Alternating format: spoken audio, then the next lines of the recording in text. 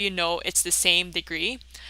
Well, if you look at 5x minus 3, right, and 2x plus 1, the degree of your numerator would be 1, right? Because if you're looking at your x, the highest power is 1, right? And then if you're looking at your denominator, the highest power is 1 as well, right? Because it's x to the power of 1. Does that make sense?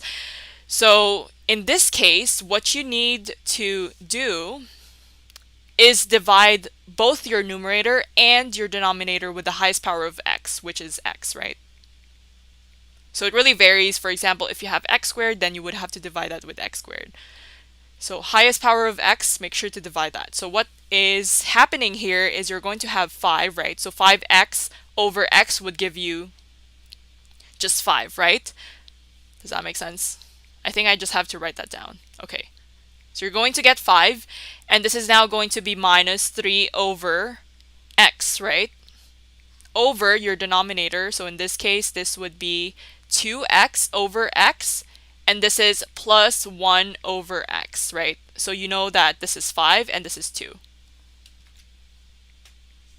Okay, so when you look at 3 over x and 1 over x, you're going to notice that if you're plugging in, or if you're looking at the end behavior, if you have x being, let's say, any number, right? And then if you plug in, let's say 3 over, this isn't just me throwing out numbers right there. So if you plug in 3 over 1000, you're going to see that this is approaching 0, right? Because 3 over 1000 is 3 times 10 to the negative 3, which is 0.003, right? Yeah. So as you can see, it's approaching 0, right? So if you plug in x, if it's not 1000, maybe you can plug in 10,000 or 5,000, right? You're going to see that it becomes 0.003, right? Which are all approaching 0. And in addition, right, or similarly for 1 over x, you're going to see that it's also approaching 0, right? So we can say that if you're looking at the end behavior, these two are approaching 0. So that's why when you have the degree of your numerator similar to the degree of your denominator, your function, right, would have a horizontal asymptote, and the ratio is based on your a, right, and your c. Does that make sense? So that's your horizontal asymptote. So in that case, this would be 5 over 2, right? Because this is 5 minus 0, and then you're going to see that it's 2 plus 0, so it's 5 over 2. Okay, there. So once you have that, sorry, this is an equal sign.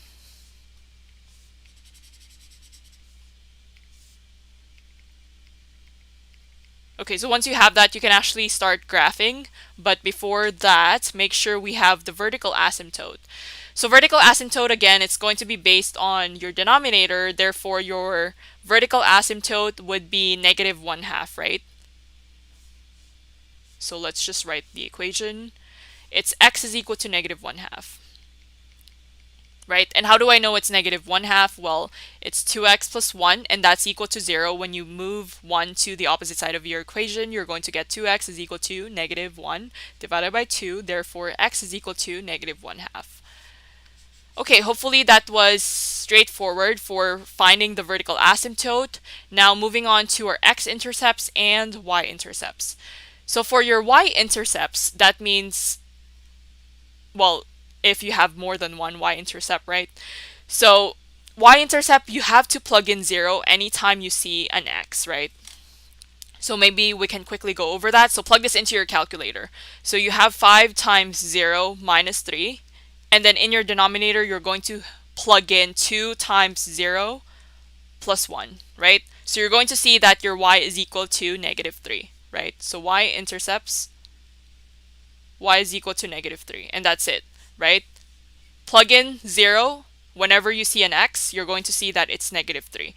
And then your x-intercept, maybe we can write that here. That means you need to have y equal to 0, right? So you're going to solve for your x. So 0 is equal to 5x minus 3 over 2x plus 1. Okay, as you can see, when you cross multiply, 0 times 2x plus 1 is 0. Therefore, you're going to have 0 is equal to 5x minus 3.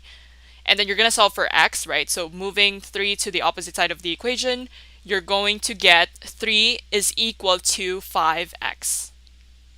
Does that make sense, guys? And you're dividing this with 5, right? So x is equal to 3 over 5. Cool.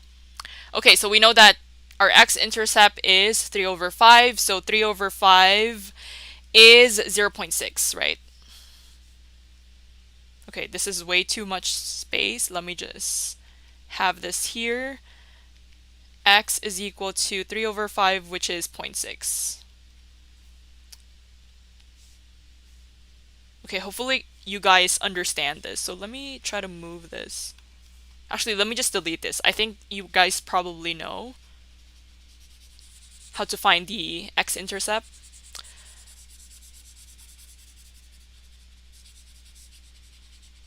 Okay, let's try your horizontal asymptote, vertical asymptote, x-intercept, and y-intercept. So now we're ready to graph this. Here is our graph. Okay, vertical asymptote is... Oh, and make sure this is your horizontal asymptote, which is 5 divided by 2, and that's equal to 2.5.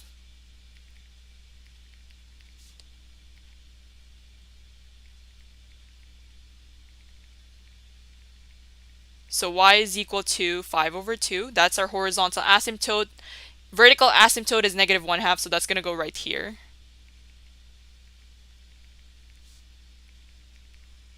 Sorry, yeah. X is equal to negative 1/2. Y-intercept is negative 3, so that's right here. Right? 0, comma negative 3. And then your x-intercept is going right here, 0.6. Which is 3 over 5. Okay, there we go. So our function is going to pass through our x and y intercepts, and you're going to see that it's like this. Okay, does that make sense so far?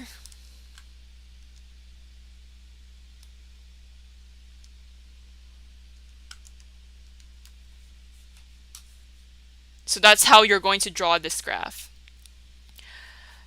Okay, so if you want to check, so I think a lot of students may want to know about this. So let's say, how do you know if your rational function, you're supposed to draw it here, and like if you're supposed to draw it here? Well, I think it's very kind of obvious that if you have an x and y intercept on this side, right, your function needs to be there, because that means you're going to pass through your x and y intercepts. But let's say, how do you know that you're graphing this part of your function over here as opposed to, over here? So if you have, let's say, negative 3, so pick any number that is before negative 1/2, so let's say negative 3. And if you try to plug in negative 3 in your function y is equal to 5x minus 3 over 2x plus 1, maybe we can do that. So we have 5 times negative 3 minus 3 over 2 times negative 3 plus 1. You're going to see that if you plug in negative 3, which is before negative 1/2, because you want to observe what happens to your function as you go from the left side of negative 1/2, right? What happens to your function here? So you can do a test run. So if you plug in negative 3 here, or any number, it could be negative 5, right? As long as it's before negative 1/2, you're going to see that your y value, if your x is negative 3, your y value is a positive number, which is 3.6. So that means if it's before negative 1/2 or the left of negative 1/2, your function needs to be positive. That's why you're drawing this up here. Does that make sense? So that tells you that you're having your function here as opposed to here, right? Does that make sense? And the same thing applies here. So say, for example, you're unsure, even though you have your x and y intercepts drawn. If you try to find a number, for example, you can pick, let's see, since we use 3 over 5, which is 0.6, you can pick 1, right? If you pick 1, so maybe we can plug that in right now. If you have 5 times 1 minus 3, right? So plug in 1 to your function y, and then you have 2 times 1 plus 1. You're going to see that your function, right? If you plug in 1 here, you're going to get 0.67, and that's why it's right here, right?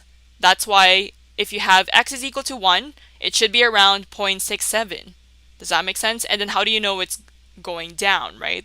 How do you know it's like below your x-axis over here? So you're going to have to find a number that is in between -1/2 and 0, right? That's why you can actually see that it's sloping down. Okay, so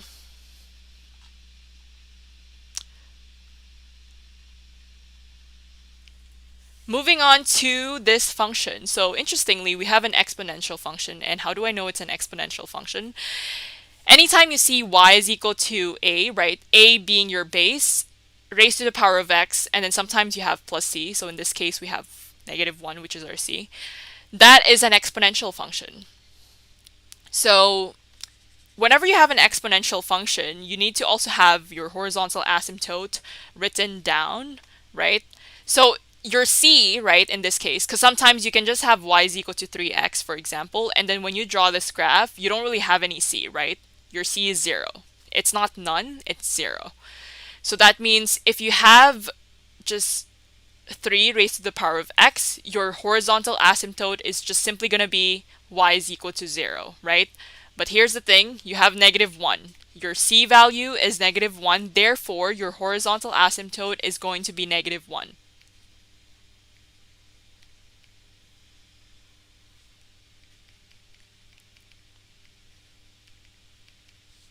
Okay, so do you have an x, I guess, do you have a vertical asymptote? Sorry, I meant vertical asymptote. But in that case, you don't really have a vertical asymptote because the vertical asymptote only exists for log functions, but for exponential functions, you strictly only have horizontal asymptotes because remember, they're the inverse of one another. So you have -1. Let's plot that here. So that's, sorry, not there. That's 0, right?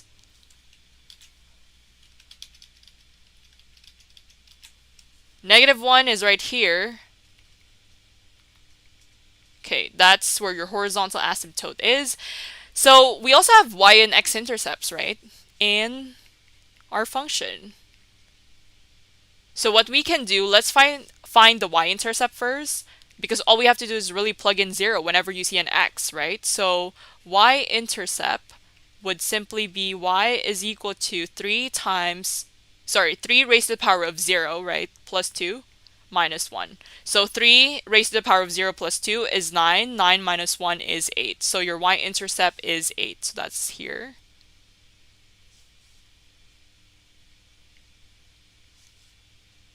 Okay, maybe I can just write that here. Okay, you guys get the point. And then now we need to look for x-intercept. So for your x-intercept, it's going to be a little bit tricky because your x is actually an exponent as opposed to, you know, just having it as a variable right here. So in that case, you would have y, which is equal to 0, and that's going to be equal to 3 raised to the power of x plus 2 minus 1, right? So what you do is you take -1, you move that over to the opposite side of the equation, or you transpose that. This is going to be equal to 1, and that's, sorry, I guess you cannot see the y-intercept. There we go. So for your x-intercept, going back to this, I said that we need to move -1 to the opposite side of the equation, and then you get 3 raised to the power of x plus 2, right? So how do you bring down your exponent, right? So that's where the log comes in, or logarithm. You're going to have x plus 2 times, right? You can take log of 3, right? That means log of base 10 or log 3, right? And then you have 3. So right now, I'm just going to use log of base 10. It doesn't really matter. So in that case, you're going to divide both sides with log of 3, right? Because you want to isolate just x. Actually, hold on. Yeah. Just divide both sides with log 3. You don't really need to expand this, right? So log 1 is actually 0, so 0 divided by whatever log 3 is. You're going to get 0, which is equal to x plus 2, right? Moving 2 to the opposite side of the equation, you're going to see that x is equal to -2, right? So in that case, your x-intercept is going to be right here, which is -2, right? So you know that your function is approaching -1. So you're going to graph something like this.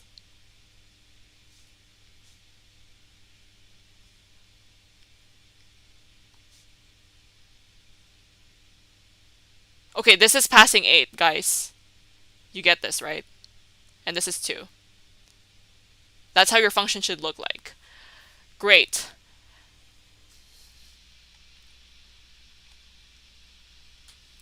Okay, so for part F, we need to solve for, we need to graph this function basically, right?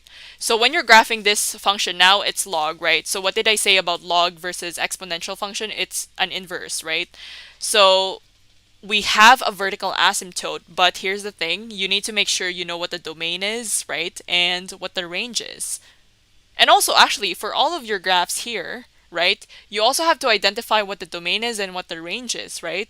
So the range here, we can probably go over that really quickly. Range is going to be all reals, right, in this case. And your domain is going to be all reals as well, all real numbers, because your function is a polynomial function. And similar for part B, right? You know what? Let's just do that. And let's have a red pen. Okay, so the domain for this thing is going to be, so this is for part A. So domain, we have all real numbers, right? And then for our range, it's also all reals, right? Or you can just say -infinity, comma, positive infinity, right? It's the same thing. And then for part B, because it's a polynomial function, it's also going to be domain, which is equal to all real numbers, and range is all real numbers. Okay. And by the way, if you're curious, let's see if we can write this in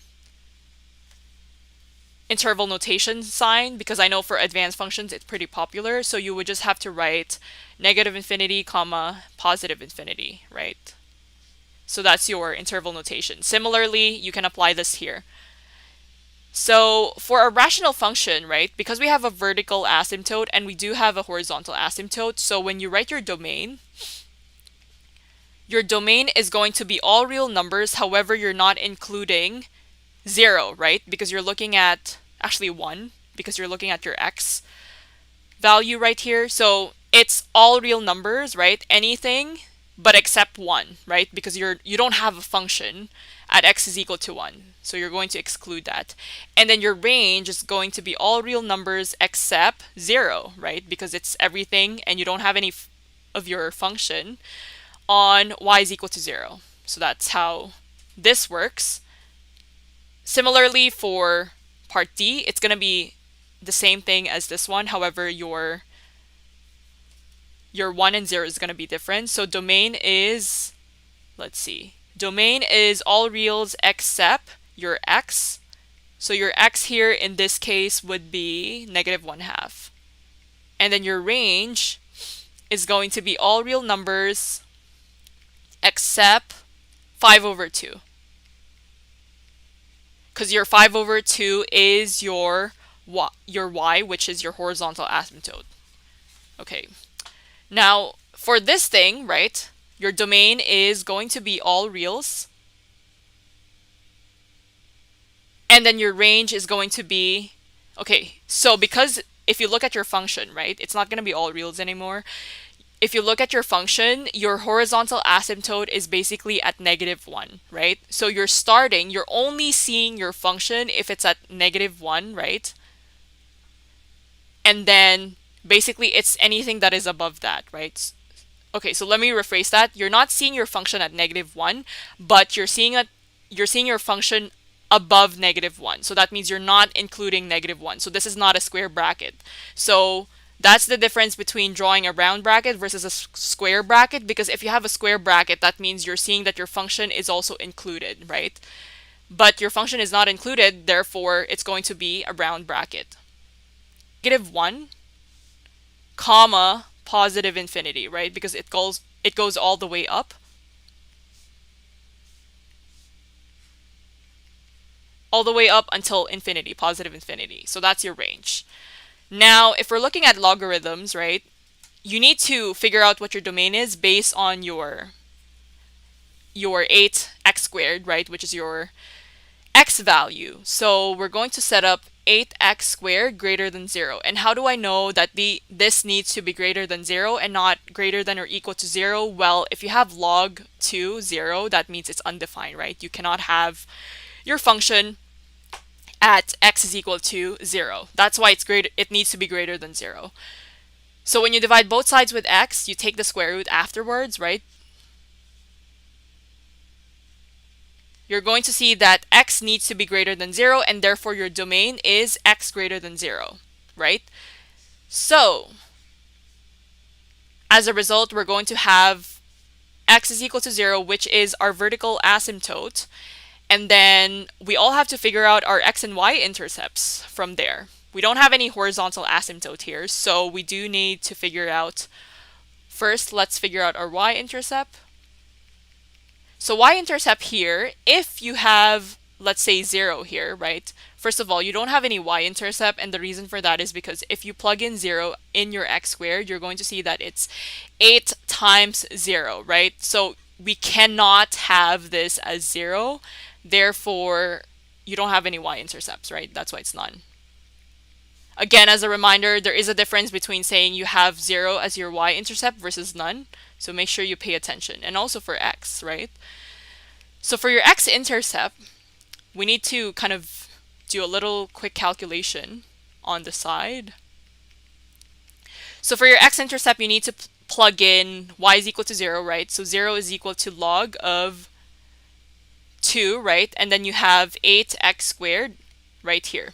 So I tell my students that anytime you're solving for x in a log function, you need to remember that we have what you call this kind of template again. You have y is equal to log a of x, right? And then you have ay, which is equal to x. Because remember, they're inverse of one another, so that's why you can actually solve your x value based on your exponential function. So as you can see, your a here is 2, right? So 2, right, raised to the power of y. So what's your y? Your y is 0, right? As you can see. Therefore, if your y is 0, that becomes the exponent.